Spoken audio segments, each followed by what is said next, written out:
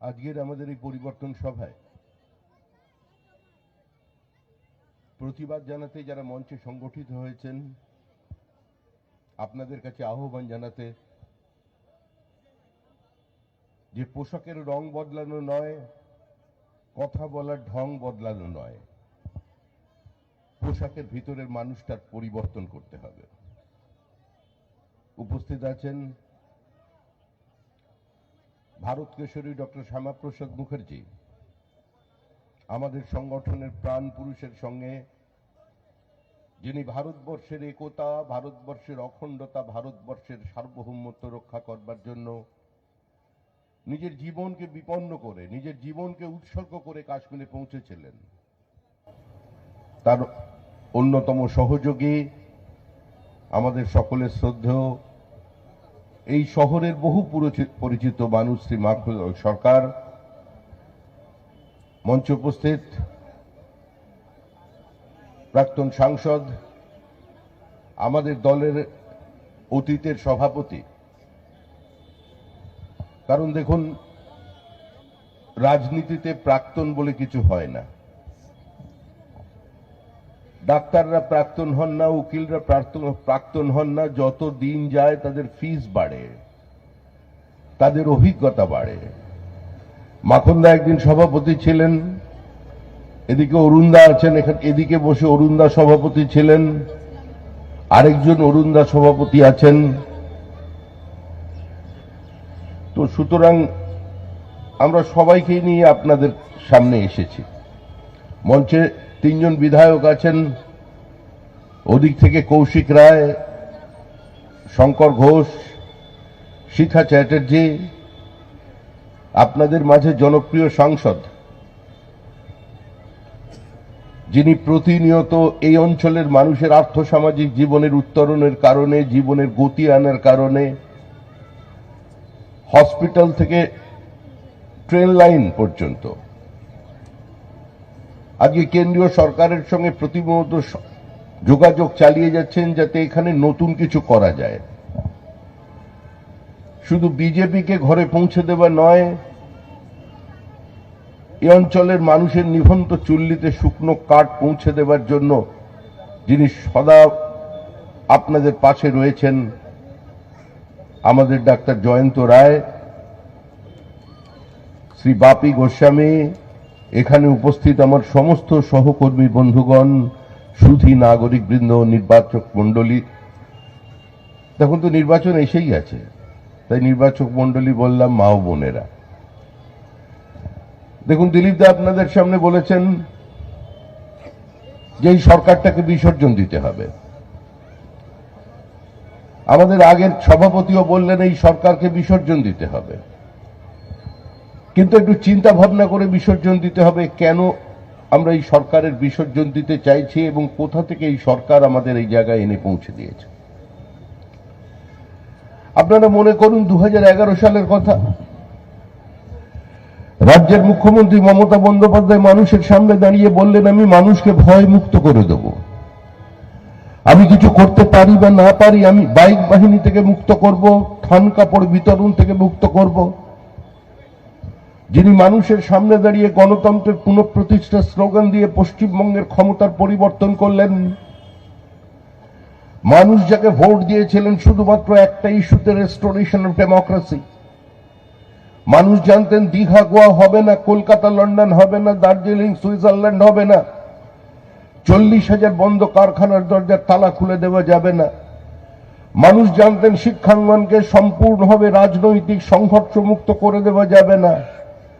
মানুষ জানতেন প্রত্যেকটা ব্লকে একটা করে সুপার স্পেশালিটি হসপিটাল তৈরি হবে না। মানুষ জানতেন রাতারাতি পশ্চিমবঙ্গে কর্মসংস্থানের সুযোগ বৃদ্ধি হবে না। কিন্তু তারপরেও মানুষ মমতা বন্দ্যোপাধ্যায়কে ভোট দিয়েছিলেন। মমতা বন্দ্যোপাধ্যায় মানুষকে বিশ্বাস করাতে পেরেছিলেন যে সিপিএম হারতে পারে, সিপিএমকে হারানো যেতে পারে, সিপিএম হারতে চলেছে, দিদি থেকে দিদিমা হয়ে যাবে, কিন্তু ক্ষমতার পরিবর্তন হবে না। বামফ্রন্টের বিকল্প উন্নততর বামফ্রন্ট। আমরা এই স্লোগান শুনে অভ্যস্ত ছিলাম। কুচবিহার থেকে কাকদ্বীপ পর্যন্ত সিপিএম মানুষের সামনে দাঁড়িয়ে বলেছে যে বড় লোকের বিরুদ্ধে গরিবের লড়াইকে জোরদার করতে হবে। আমরা গরিব মানুষের প্রতিনিধি, তাই পশ্চিমবঙ্গে মানুষ গরিব থাকবে, গরিবের প্রতিনিধিত্ব করবে সিপিআইএম, আর মানুষকে গরিব রেখে গরিবের প্রতিনিধিত্ব করে সিপিআইএম তাদের একদলীয় একচেটিয়া একাধিপত্য প্রতিষ্ঠা করে দেবে। সিপিএম এর আমলে মধ্যমেদের চাষ হয়েছে, সিপিএম এর আমলে ক্যাডার তোষণ ক্যাডার পোষণ হয়েছে, সিপিআইএম এর আমলে মানুষের গণতান্ত্রিক অধিকারগুলোকে সুপরিকল্পিত ভাবে নিঃশব্দে বাজেয়াপ্ত করা হয়েছে। আমরা সবাই দাঁড়িয়ে কথা বলেছি বিভিন্ন মঞ্চে, কংগ্রেস বলেছে, তৃণমূল কংগ্রেস বলেছে, ভারতীয় জনতা পার্টি বলেছে। কিন্তু আজকে যে তৃণমূল কংগ্রেস দিকে দিকে বিজেপি কর্মীদের আক্রমণ করছে, যারা প্রত্যেকটি বিজেপির সভাকে হাইকোর্টের দরজা পর্যন্ত পৌঁছে দিচ্ছে, আজকে আমরা তাদের বিরুদ্ধে আপনাদের কাছে বিচার চাইতে এসেছি।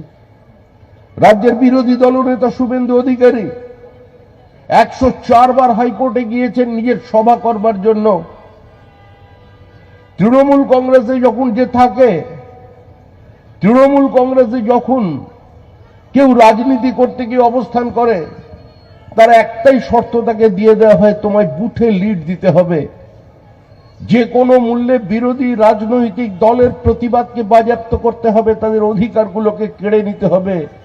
বিজেপির অফিস থাকলে, বিরোধী রাজনৈতিক অফিস থাকলে তাকে ধ্বংস করে দিতে হবে। একটা রাজনৈতিক দল এভাবে চলতে পারে না। বাংলার মতো একটা রাজ্যে আজকে এই দলটা প্রায় 15 বছর ধরে ক্ষমতায় থেকে গেল, এটা কিন্তু সামগ্রিকভাবে বাঙালির লজ্জা। একজন রাজ্যের মুখ্যমন্ত্রী যিনি সংবিধানের শপথ নিয়েছেন, যিনি প্রশাসনিক প্রধান, তিনি আরেকজন সরকারি কর্মচারীর উপরে আক্রমণ করছেন, তার হাত থেকে ফাইল টেনে ছিঁড়ে নিচ্ছেন। একজন মুখ্যমন্ত্রী যিনি সরকারি মঞ্চে দাঁড়িয়ে অশোক স্তম্ভের নিচে দাঁড়িয়ে দেশের প্রধানমন্ত্রীকে তুই বলে সম্বোধন করছেন। ভারতবর্ষের বহু মুখ্যমন্ত্রী এসেছেন, কিন্তু এই ভাষায় কেউ কোনোদিন বিরোধীদের আক্রমণ করেনি। আমরা রবীন্দ্রনাথের বাংলার কথা বলছি, আমরা শরৎচন্দ্র চট্টোপাধ্যায়ের কথা বলছি, বঙ্কিমচন্দ্রের কথা বলছি, আমরা নজরুল ইসলামের কথা বলছি, কিন্তু আমাদের যে ভাষা, আমরা যে রাজনৈতিক ভাষা সন্ত্রাস নিয়ে এসেছি পশ্চিমবঙ্গে, আমার মনে হয় ভারতবর্ষের অন্য কোনো প্রদেশের কোন নেতা এই ভাষায় কোনোদিন কথা বলেনি। তৃণমূল প্রতিনিয়ত বলে চলেছে যে বিজেপি রাজনৈতিক প্রতিহিংসার আশ্রয় নিয়েছে, ইডি সিবিআই কে ব্যবহার করে তৃণমূল কংগ্রেসকে পিছনের দরজা দিয়ে ক্ষমতা থেকে ছুঁড়ে ফেলে দিতে চায়।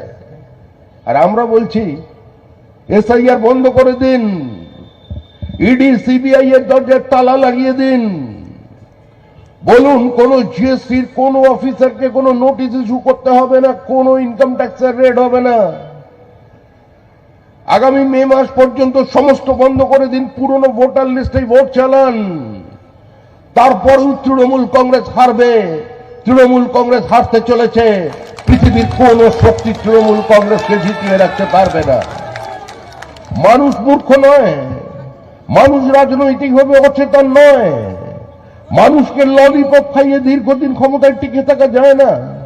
যারা বলছেন মহিলারা মমতা বন্দ্যোপাধ্যায়ের সঙ্গে আছেন কারণ প্রত্যেক মহিলা 1200 টাকা 1000 টাকা করে লক্ষ্মীর ভান্ডার পাচ্ছেন, এ নিয়ে যারা আলোচনা করছেন, এ নিয়ে যে সাংবাদিকরা বিভিন্ন জায়গায় মমতা ব্যানার্জির দিকে গ্রাফ অনেকটা উঠে যাচ্ছে মহিলাদের ক্ষেত্রে বলছেন, তারা পরোক্ষভাবে মহিলাদের অপমান করছেন, তারা পরোক্ষভাবে পশ্চিমবঙ্গের সামগ্রিক জনতার সঙ্গে বিশ্বাসঘাতকতা করছেন। কে টাকা পাচ্ছেন? এ টাকা কার টাকা? লক্ষ্মীর ভান্ডারের টাকা, রূপশ্রীর টাকা, কন্যাশ্রীর টাকা, সাইকেলের টাকা, মুখ্যমন্ত্রীর খেলা মেলা মোৎসবের টাকা, কিংবা কেন্দ্রীয় সরকারের 80 কোটি মানুষের দেহ যে পাচ্ছেন রেশনের টাকা কোথা থেকে আসছে? প্রধানমন্ত্রী আবাস যোজনা, প্রধানমন্ত্রী গ্রাম সড়ক যোজনা, 65টার বেশি কেন্দ্র থেকে আসা সোশ্যাল ওয়েলফেয়ার প্রজেক্টের টাকা কার টাকা? এ টাকা আপনার টাকা, এ টাকা আমার টাকা, এ টাকা প্রান্তিক মানুষের টাকা, আপনাদের দরিদ্র মানুষের টাকা। যে টাকা আপনারা প্রত্যক্ষ বা পরোক্ষ করের মধ্যে দিয়ে আজকে তুলে দিয়েছেন রাজ্য কিংবা কেন্দ্রের কোষাগারে, আপনাদের টাকা আপনাদের কাছে ফিরে আসার মাঝখানে এসে অন্তরায় হয়ে দাঁড়িয়ে পড়েছে তৃণমূল কংগ্রেসের প্রাতিষ্ঠানিক দুর্নীতি। কেন্দ্র সরকার, দেশের প্রধানমন্ত্রী এই যুক্তরাষ্ট্রীয় ব্যবস্থাকে শক্তিশালী করবার জন্য, এই যুক্তরাষ্ট্রীয় ব্যবস্থাকে আরো সফল করবার জন্য, প্রতিযোগিতামূলক করবার জন্য তিনি বারবার প্রচেষ্টা করছেন, বারবার রাজ্যে আসছেন। কেন্দ্র সরকার বলছে আমরা টাকা দিতে চাই, নরেগার কার্ড বন্ধ, টাকা নেই। কেন টাকা নেই? বলছেন কেন্দ্র দিচ্ছে না। কেন্দ্র কেন দিচ্ছে না? বলছেন আমরা হিসাব দিচ্ছি না। সরকার বলছে আমরা টাকা নেব, টাকা নেওয়া আমাদের অধিকারের মধ্যে পড়ে, কিন্তু হিসাব দেওয়াটা আমাদের অভ্যাসের মধ্যে পড়ে না। পশ্চিমবঙ্গের রাজনীতি এভাবেই চলেছে। যারা বলছেন এই পার্টি বিভাজনের রাজনীতি করছে, সাম্প্রদায়িকতার রাজনীতি করছে, ঘৃণা ছড়াচ্ছে, মুসলমানদের বিরুদ্ধে বিদ্রোহ করছে, আজকে ওই 80 কোটি রেশন যে বিনামূল্যে পাচ্ছেন তার মধ্যে মুসলমান নেই, আবাস যোজনার টাকা মুসলমান পায়নি, ভারতবর্ষের বিভিন্ন সরকারি প্রকল্পের টাকা কারোর রং দেখে, কারোর বর্ণ দেখে, কারোর ধর্ম দেখে কারোর বাড়িতে পৌঁছে যায়নি। দেশের প্রধানমন্ত্রী নরেন্দ্র মোদী 140 কোটি মানুষের জন্য কাজ করে চলেছেন। অবাক বিস্ময়ে সারা পৃথিবীর মানুষ দেখছে যে কোভিড কালের পর পৃথিবীতে যদি কোথাও অর্থনীতিতে একমাত্র সূর্যের কিরণ থেকে থাকে তার নাম ভারতবর্ষ। একটা প্রজেক্টকে বন্ধ না করে দিয়েও যিনি ভারতবর্ষের বৃদ্ধিকে একটি নির্দিষ্ট জায়গায় পৌঁছে দিয়েছেন তিনি নরেন্দ্র দামোদর দাস মোদী। আর তার নেতৃত্বে সারা ভারতে যে সরকার চলেছে তার জন্য আমরা আপনাদের কাছে এসে মানুষ যাকে বিশ্বাস করে, আসমুদ্র হিমাচলের মানুষ যার উপরে আস্থা রাখে, মানুষ জানে নরেন্দ্র মোদীর গ্যারান্টি মানে গ্যারান্টি পুরো করার গ্যারান্টি, সেই নরেন্দ্র মোদী প্রতিনিধিত্ব করছেন আমাদের এখানের ডাক্তার জয়ন্ত রায়, তার প্রতিনিধি হয়ে আপনাদের সামনে বসে আছেন শঙ্কর ঘোষ, কৌশিক রায়, আমাদের শিখা চ্যাটার্জিরা। আমরা এসেছি আপনাদের কাছে যে এই সরকারটা আর পশ্চিমবঙ্গে নেই। কারণ আপনি শুনলেন দিলীপদার কাছে গতকাল আমরা আপনাদের সহযোগিতা করতে পারবো না, সেই জন্য সবার অনুমতি দেওয়া যাবে না। কুচবিহারের পুলিশ ব্যস্ত আছে এখন তৃণমূল কংগ্রেস নেতাদের সঙ্গে নিয়ে গাঁজা চাষে।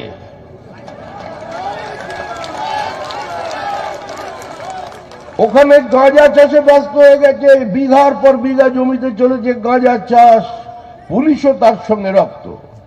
আর আপনাদের শিলিগুড়ির পুলিশ, আপনাদের শিলিগুড়ির এই অঞ্চলের পুলিশ ব্যস্ত আছে জমি কবজা করে জমি বিক্রির জন্য। আজকে অঞ্চলের মানুষের পানীয় জল নেই। শিল্প এখানে নিয়ে আসার পরিবর্তে শিল্পপতিরা আজকে তোলার কারণে আজকে তারা এখান থেকে ছেড়ে চলে যাচ্ছে। পশ্চিমবঙ্গে নতুন কোনো বিনিয়োগ নেই। মুখ্যমন্ত্রী বলেছিলেন শিল্প আর কৃষি হাসি আর খুশি, দুই বোন একদম। বুদ্ধদেব বাবু বলতেন কৃষি আমাদের ভিত্তি, শিল্প আমাদের ভবিষ্যৎ। আর আমরা বলছি কৃষকের অংশীদারিত্ব চাই শিল্পে। পশ্চিমবঙ্গে যদি কৃষি অধিগ্রহণ করে শিল্প করতে হয় তাহলে কৃষককে ওই শিল্পে অংশীদারিত্ব দিতে হবে, শেয়ার দিতে হবে, তার উপযুক্ত কর্মসংস্থানের ব্যবস্থা করে দিতে হবে। ভারী শিল্প ছাড়া পশ্চিমবঙ্গের কোনো ভবিষ্যৎ নেই। একবার নিজেদের প্রশ্ন করুন, আপনারা সচেতন মানুষ, শিক্ষিত মানুষ, এই অঞ্চলের উদ্বাস্তু মানুষের বাস, নিজের জীবনের সবকিছু ছেড়ে একটা অনিশ্চিত ভবিষ্যতের দিকে তাকিয়ে আপনাদের পূর্বপুরুষরা এই মাটিতে চলে এসেছিল। আপনারা জীবনে লড়াই করেছেন, সংঘর্ষ করেছেন, শিক্ষিত হয়েছেন, প্রতিষ্ঠিত হয়েছেন, কিন্তু কপালের ওপর থেকে এখনো উদ্বাস্তুর টিকা মুছে দিতে পারেননি। কোথায় আপনার বাড়ির ছেলে মেয়ে? বেঙ্গালুরুর দিকে তাকান, দ্বিতীয় কথ্য ভাষা হচ্ছে বাংলা। 14,60,000-এর বেশি ছেলে মেয়ে কাজ করছে শিক্ষিত সেখানে। সারা ভারতবর্ষের পরিযায়ী শ্রমিক কারা সবচেয়ে 1 নম্বর জায়গায় দাঁড়িয়েছে? আপনাদেরই পাশের জেলা কুচবিহার, তারপরে মুর্শিদাবাদ, উত্তর 24 পরগনা। কারণ কর্মসংস্থানের সুযোগ বৃদ্ধি এই সরকার করতে পারেনি। বারবার রাজবংশীদের মধ্যে ছুটে গিয়েছেন, বারবার পাহাড়ে গিয়ে তিনি মোমো তৈরি করেছেন, কখনো সেই ছন্দে নেচে গেছেন। রাজবংশী ভাই বোনেদের সামনে দাঁড়িয়ে বলেছেন কোনো চিন্তার কারণ নেই, বিজেপি আপনাদের বিভ্রান্ত করতে চাইছে, আমি তো আছি। উনি এতই বেশি পাশে আছেন যে ওনাকে ছেড়ে ওনার ভাই বোনেরা ট্রেনে চেপে অন্য জায়গার ধান কাটতে চলে গেছে। পরিযায়ী শ্রমিক আজকে পশ্চিমবঙ্গে 1 নম্বর জায়গায়। পরিযায়ী শ্রমিক ছাড়া আজকে পশ্চিমবঙ্গকে নাকি নতুন করে চেনা যাচ্ছে না। যার সামান্যতম একটু আর্থিক সঙ্গতি আছে সে উচ্চ মাধ্যমিকের পরে রাজ্য ছেড়ে ভিন রাজ্যে চলে যাচ্ছে পড়াশোনা করতে। অর্থাৎ শ্রমিক পরিযায়ী, ছাত্র পরিযায়ী, শিল্পপতিরা পরিযায়ী, এখান থেকে পুঁজি ভিন্ন রাজ্যে সরিয়ে নিয়ে চলে যাচ্ছেন। মুখ্যমন্ত্রীর পাশে মঞ্চে দাঁড়িয়ে যারা বলছেন ডেস্টিনেশন অফ বেঙ্গল, যারা দাঁড়িয়ে বলছেন এত ভালো শিল্প বান্ধব পরিস্থিতি আর কোনোদিন আগে তৈরি হয়নি, সেই মুখ্যমন্ত্রীর পাশে যারা দাঁড়িয়ে বিজিবিএস এর মঞ্চে বলছেন তাদের 9 বছরের ব্যালেন্স শিট দেখুন, তারা টাকাটা ভিন রাজ্যে সরিয়ে নিয়ে চলে গেছেন। আবার এখন তো বিদেশ থেকে সবকিছু হচ্ছে। আমরা রবীন্দ্রনাথ বলেছিলেন দূরকে আপন করিবার সবচেয়ে প্রকৃষ্ট উদাহরণ হইল নিকট হইতে দূরে যাওয়া। আর আমাদের মুখ্যমন্ত্রী তো রবীন্দ্রনাথকেও চ্যালেঞ্জ জানিয়ে দিয়েছেন বিশ্বভারতীর পরিবর্তে বিশ্ব বাংলা বিশ্ববিদ্যালয় তৈরি করে একদম শান্তিনিকেতনের ওরা বুকের সামনে দাঁড়িয়ে তিনি করে দিয়েছেন। উনি বলছেন কি যে দূরকে নিকট করিবার সবচেয়ে প্রকৃষ্ট ওই উদাহরণ হলো দূর থেকে নিকটে আসা। যার জন্য আমাদের এখানে একজন বড় ক্রিকেটার আছেন যিনি তার একদম ক্যারিয়ারের শুরুতে স্টেপ আউট করে 6 মারতেন, বাউন্ডারির বাইরে বল পাঠিয়ে দিতেন। ওনাকে কোথা থেকে ধরে নিয়ে গেছে ইউরোপে, বলছে তুমি বল ছুঁড়ে এখন ক্রিজের মধ্যে ফেলো। সে আবার ওখানে গিয়ে বলল আমি শিল্পপতি, আসলে আমি তো ক্রিকেট খেলতাম, আমার বন্ধু ব্যবসাটা করত, আমার বন্ধু লোহা বানাতো আর আমি স্টেপ আউট করে 6 মারতাম, সময় পাইনি কারখানায় যাবার, আমি কারখানায় করব। কোথায় কারখানা? মুখ্যমন্ত্রী তো ওখানে নারকল ফাটাতে গেলেন না, প্রদীপ জ্বালাতে গেলেন না। এই ধাপ্পা, এই মিথ্যাচার কতদিন চলবে বাংলার মানুষের সঙ্গে? সিঙ্গুর এবং নন্দীগ্রামের আন্দোলন সারা ভারতবর্ষে একটা ভুল বার্তা পাঠিয়ে দিয়েছিল। একটা সরকারের মুখ্যমন্ত্রী, একটা রাজ্যের শাসক দলের মন্ত্রী যদি একটা শিল্প তাড়িয়ে সেখান থেকে দাঁড়িয়ে ভিক্টরি সাইন দেখায় আর আবির খেলে, সে রাজ্যে আর যাই হোক কোনো শিল্পায়ন সম্ভব নয়। আজকে এগুলো পশ্চিমবঙ্গের মানুষকে বুঝতে হবে, উত্তরবঙ্গের মানুষকে বুঝতে হবে। আর আমিও তো সিনিয়র সিটিজেন হয়ে গেছি।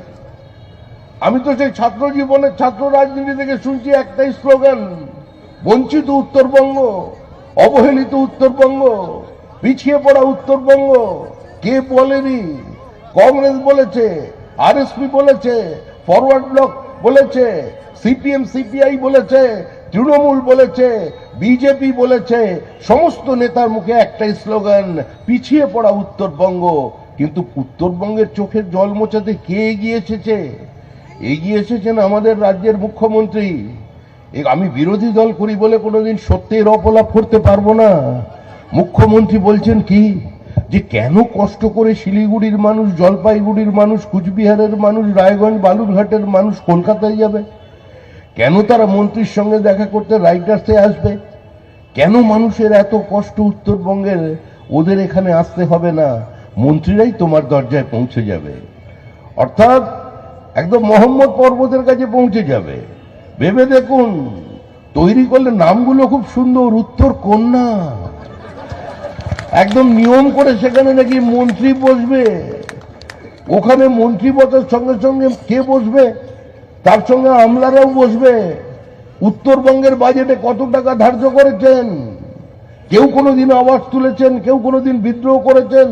আপনি একজন তৃণমূল কংগ্রেস বিধায়কের নাম বলুন, একজন উত্তরবঙ্গের তৃণমূল কংগ্রেসের সাংসদের নাম বলুন, একজন তৃণমূল কংগ্রেসের মন্ত্রীর নাম বলুন, কাউন্সিলরের নাম বলুন, যিনি কোনোদিন মুখ্যমন্ত্রীর সামনে দাঁড়িয়ে বিধানসভায় দাঁড়িয়ে বলেছেন যে উত্তরবঙ্গের জন্য যে টাকা তোমরা বরাদ্দ করছো এই টাকায় জল গরম পর্যন্ত সম্ভব নয়। আজ পর্যন্ত উত্তরবঙ্গে যত টাকা বরাদ্দ করা হয়েছে উত্তরবঙ্গ উন্নয়নের নামে, সর্বাধিক খরচা হয়েছে একবারই 41% টাকা, তার বেশি খরচা করতে পারেনি। গড়ে খরচা হয়ে 21% থেকে 24% টাকা। অর্থাৎ উত্তরবঙ্গে আমি 100 টাকা পাঠাবো, উত্তরবঙ্গে খরচা হবে 21 টাকা, 22 টাকা, 23 টাকা, বাদ বাকি টাকা আমি অন্য জায়গায় সরিয়ে নিয়ে চলে যাব, অন্য ফান্ডে নিয়ে চলে যাব, আমার যেখানে খুশি আমি ব্রিজ বানিয়ে দেব। আর আমাদের মুখ্যমন্ত্রী তো কবি মন, তিনি তো রবীন্দ্রনাথের ওপরে, এখন রবীন্দ্রনাথ ওপর থেকে চ্যালেঞ্জ নিয়ে উনি ঘাবড়ে গেছেন যে ভাগি আমার একটু আগে আমি এখান থেকে চলে আসতে পেরেছি, আমি যদি এই যুগে জন্মাতাম কি হতো। রবীন্দ্রনাথের গীতাঞ্জলি আমাদের মুখ্যমন্ত্রীর কথাঞ্জলি, রবীন্দ্রনাথের গীত বিতান মুখ্যমন্ত্রীর কবিতা বিতান। রবীন্দ্রনাথও ছবি আঁকতেন, আমাদের মুখ্যমন্ত্রীও ছবি আঁকেন। রবীন্দ্রনাথও সুরকার, মুখ্যমন্ত্রীও সুরকার। রবীন্দ্রনাথ শান্তিনিকেতন বানিয়েছেন, বিশ্বভারতী বানিয়েছেন, মুখ্যমন্ত্রী বিশ্ব বাংলা বানিয়ে দিয়েছেন। কিন্তু আমাদের মুখ্যমন্ত্রী তো আবার মানে যে কোনো সময় খালি মেসির সঙ্গে নেমে পড়েনি সেদিন মাঠে, এটাই আমাদের ভাগ্য ভালো। কেন কষ্ট করে এরা মেসিকে নিয়ে এসেছে? আরে মেসির থেকে ভালো ড্রিবল করতে পারেন তো আমাদের মুখ্যমন্ত্রী। কখন কোন দিকে উনি ঢুকে যাবেন কেউ জানেন না। উনি একবার কংগ্রেসের হাত ধরলেন, একবার কংগ্রেসের হাত ছাড়লেন। আপনারা ভেবে দেখুন, যিনি রাহুল গান্ধীর দিকে তাকিয়ে বলেছিলেন এরা হচ্ছে ভোটের কোকিল, হঠাৎ প্রণব মুখার্জি কলকাতায় এলেন, দরজা বন্ধ হয়ে গেল, দুজনে ভেতরে কি কথাবার্তা বললেন কিছু বোঝা গেল না। বেরিয়েছে উনি বললেন যে না, এ তো কাকাতুয়া, বলে কোকিল কাকাতুয়া হয়ে গেল। কংগ্রেস আর তৃণমূলের জোট হয়ে গিয়ে দুজনে সিপিএম কে ছাড়িয়ে ক্ষমতায় চলে এলো। আর অবস্থাটা দেখবেন,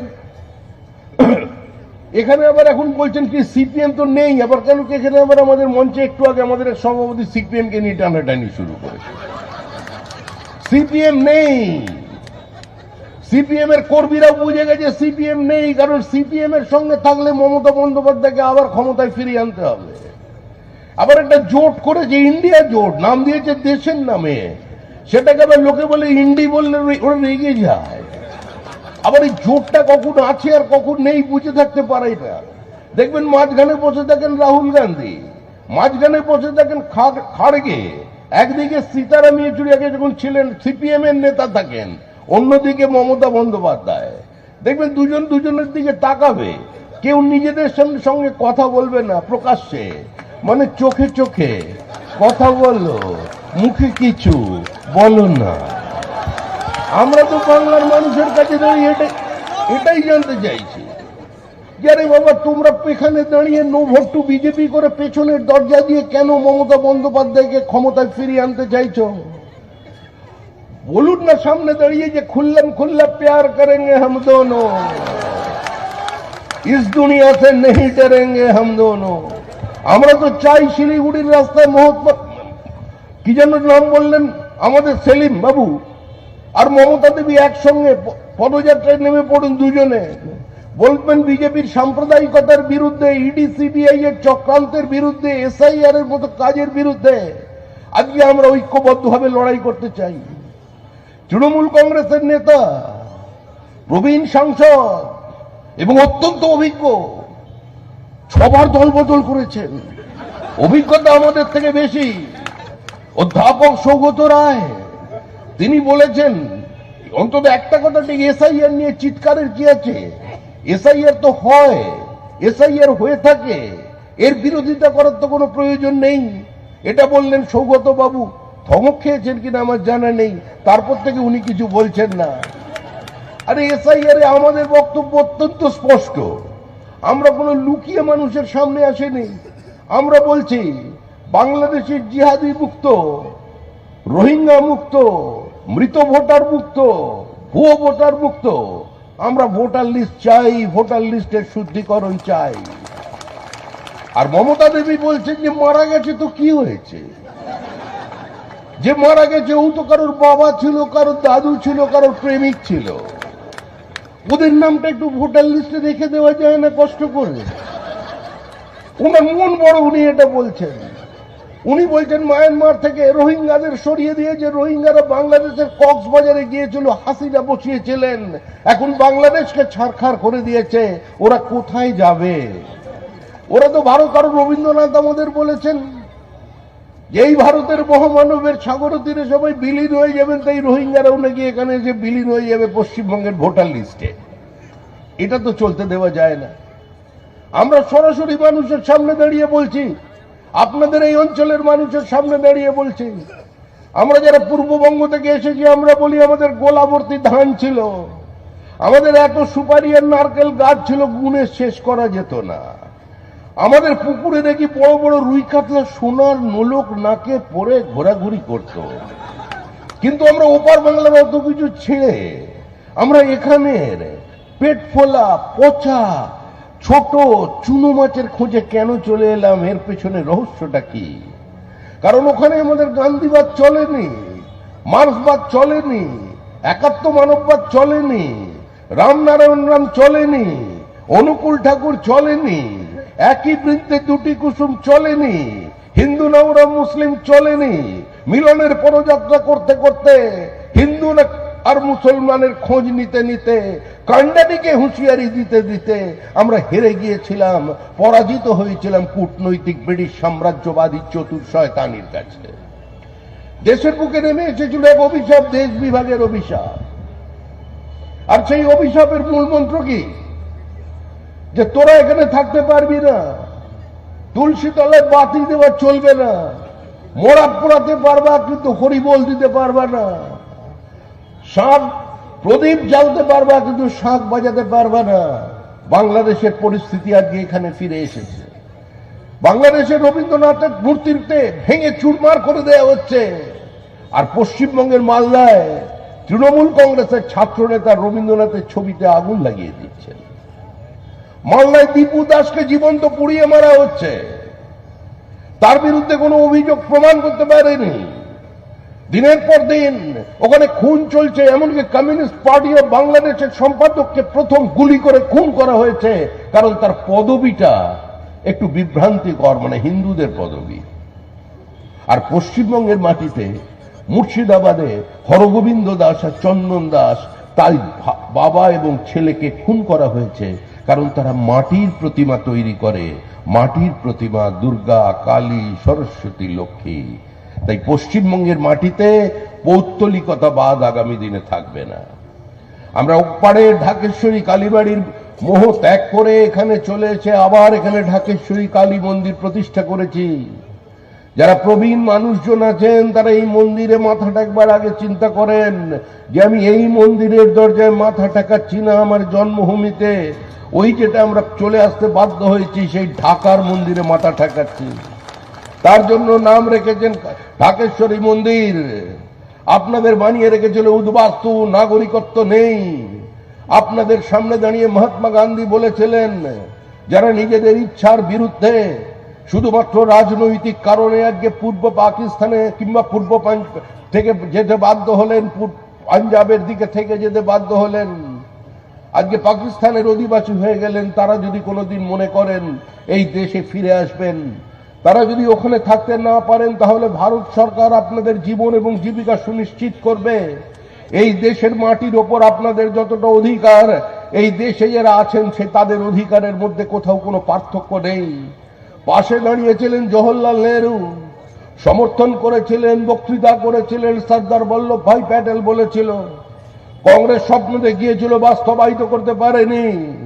কিন্তু যিনি উদ্বাস্তুদের চোখের জলের হিসাব নিয়েছেন, যিনি ওই বড়মার কাছে গিয়ে ঠাকুর বাড়িতে মতুয়াদের সামনে কথা দিয়েছেন যিনি এখানে রাজবংশীদের সামনে দাঁড়িয়ে, নমশূদ্রদের সামনে দাঁড়িয়ে, বর্ণ হিন্দুদের সামনে দাঁড়িয়ে, উত্তরবঙ্গ থেকে দক্ষিণ উত্তর 24 পরগনা পর্যন্ত মানুষের সামনে দাঁড়িয়ে বলেছেন যে গান্ধীজির এই স্বপ্নকে, গান্ধীজির এই প্রস্তাবকে, কংগ্রেসের এই আশ্বাসকে যদি কেউ বাস্তবায়িত করতে পারে তিনি করবেন।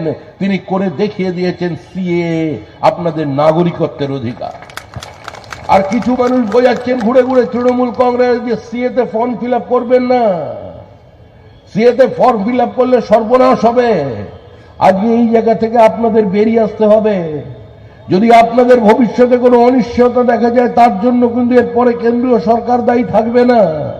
সিএর ফর্ম ফিল আপ করুন, এসআইআর এর সহযোগিতা করুন। কোন হিন্দু উদ্বাস্তুর নাম ভোটার লিস্টের বাইরে থাকবে না।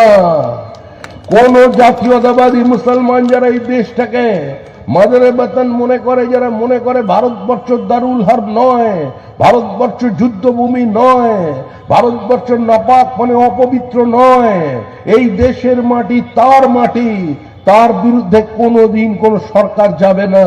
তার পাশে নরেন্দ্র মোদী আছে, তার পাশে ভারতীয় জনতা পার্টি আছে। আজকে কোথায় পৌঁছে দিয়েছে পশ্চিমবঙ্গকে?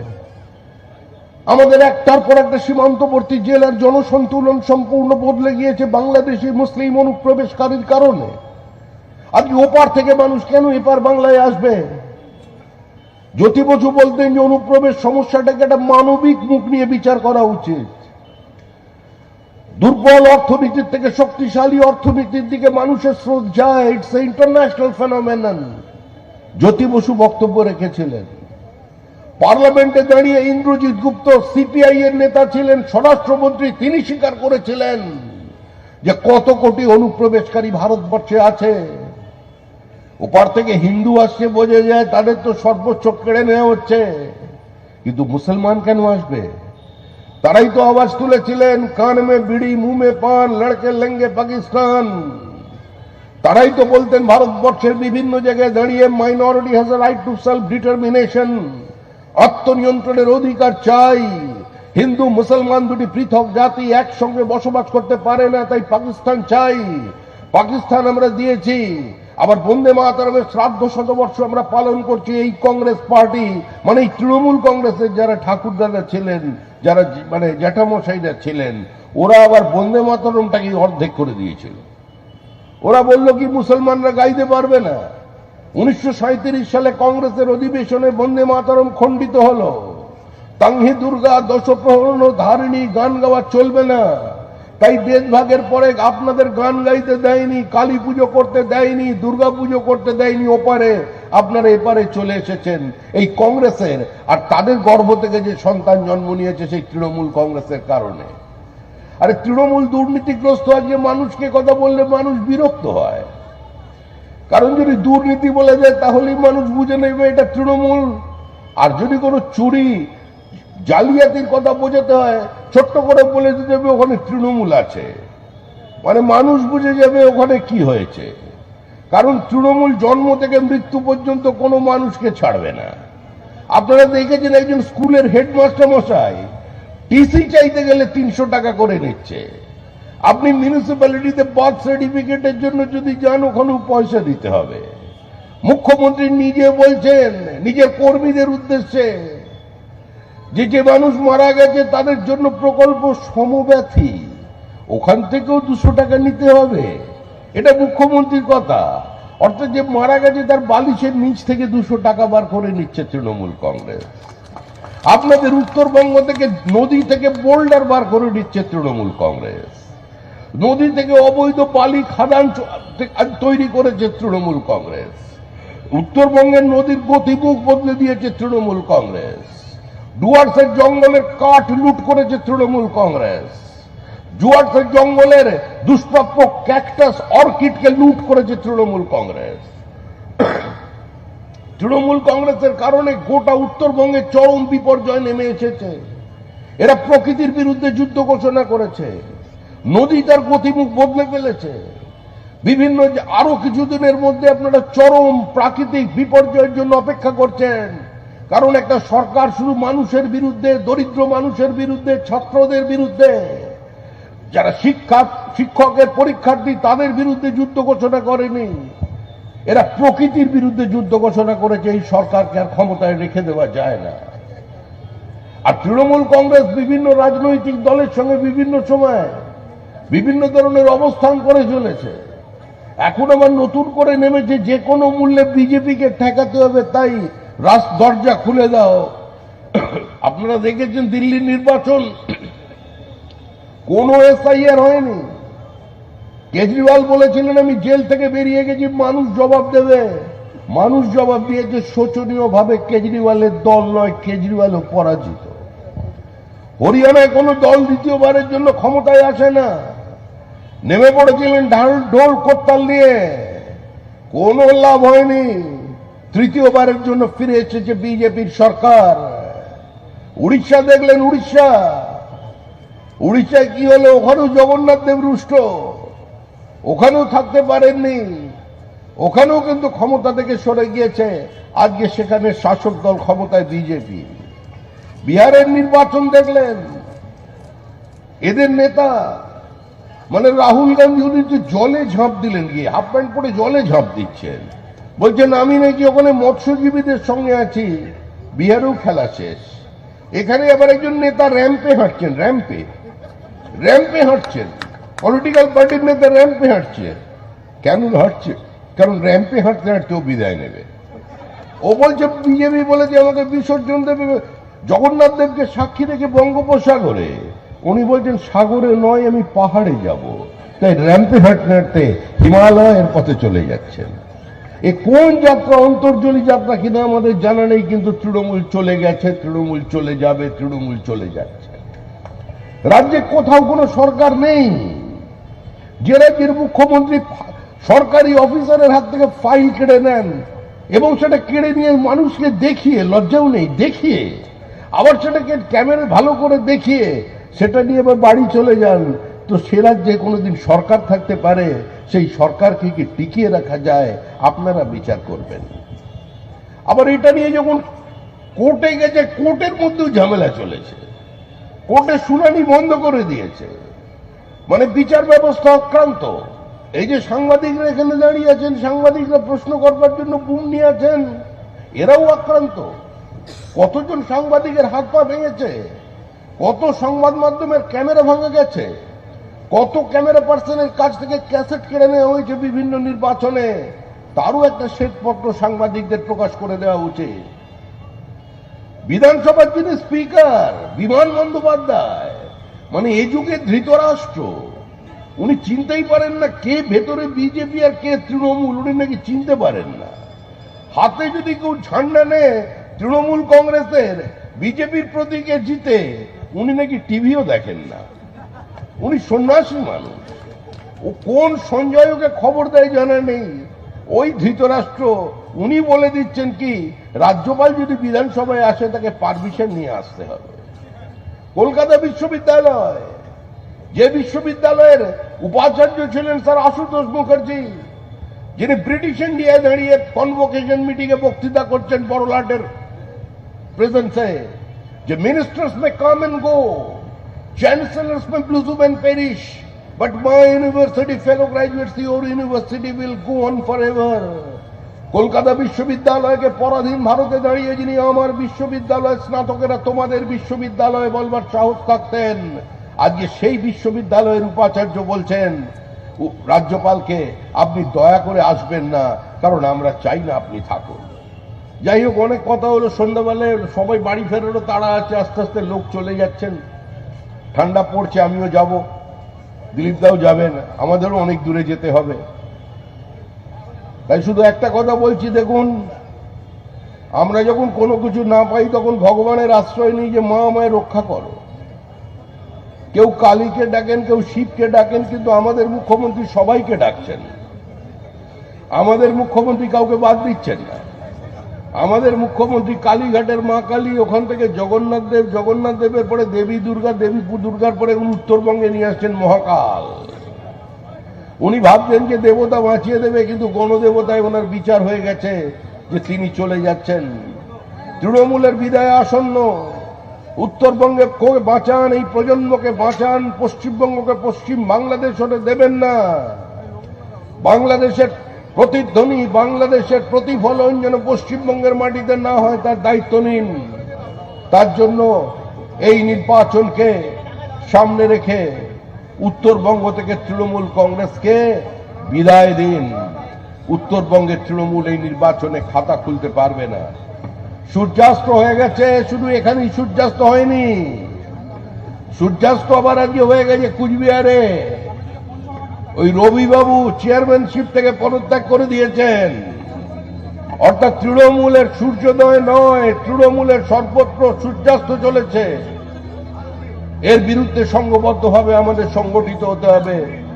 আপনাদের সবাইয়ের কাছে আহ্বান জানাচ্ছি, এই নির্বাচন পশ্চিমবঙ্গের অস্তিত্ব রক্ষার শেষ নির্বাচন।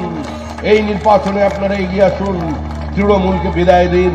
2026-এর নির্বাচন তৃণমূলের বিসর্জন।